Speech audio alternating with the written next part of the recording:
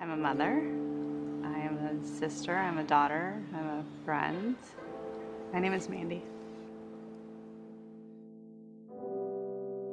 Prior to really beginning this journey of recovery, I kind of had just resigned to a life of just being stuck. I really realized how incredibly powerless I was and how totally and physically, mentally, emotionally dependent I was on this kind of pattern of abuse, and that I absolutely couldn't get out of it on my own. And so it was at that moment that I realized I needed help. So the night before, it was about 3 in the morning before I was admitted to Bayside. I was chain smoking, probably 3 packs of cigarettes outside in my backyard, kind of wondering what my life had become, wondering why I couldn't love my children, wondering why the world was happening and I wasn't part of it. And I just figured, why not? When I came to Bayside, my life changed. The relationships that I had, all of that changed. And so what I recognized is that I needed to be somewhere that felt safe and supportive.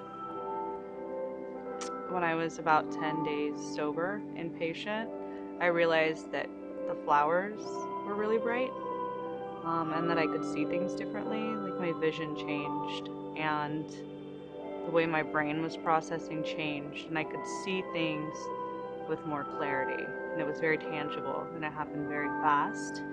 So much so that I hadn't realized how much I'd been missing. I couldn't really see it day to day. All I knew is I was taking these steps forward, sometimes small steps, sometimes big steps, and I couldn't see the change. It was kind of only in looking backwards that I was able to really see how far I'd come.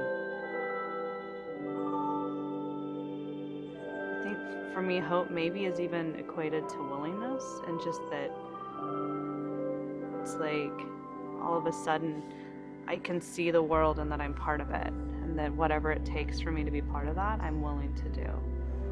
What I've had the opportunity to do now is kind of sit down with people one-on-one and clean up the wreckage of my past. I can't change what I've done, I can't change who I've been. I've had the opportunity to change who I am now, and they can see now, kind of through my actions, through what I do on a day-to-day basis, that I am living very differently. And so I think that helps them kind of trust that. It's really been kind of an amazing experience to do that with them.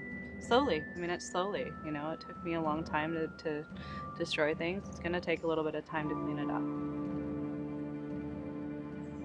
I think if I could go back and be able to have that conversation with myself, I would want to just communicate that sometimes slow moving, and it's not easy, and it requires a lot. It requires humility, and it requires faith, and it requires perseverance. But it's such an amazing journey that it's absolutely worth it, and that I don't have to do it all at once, and I don't have to do it alone. I would certainly want to communicate, I think, to someone who's really hurting, and maybe feels just incredibly alone and incredibly broken, that they don't have to live like that anymore, and they don't have to do this alone, that it's a really dark place, and that I absolutely understand it, but I also understand what it's like to kind of walk out of it, and that it feels hopeless, but they don't have to live like that anymore. And it just takes a little bit of willingness to walk through that, and that it's so amazing. It's like the opportunity to live when, at least for me, I didn't know how to do that before.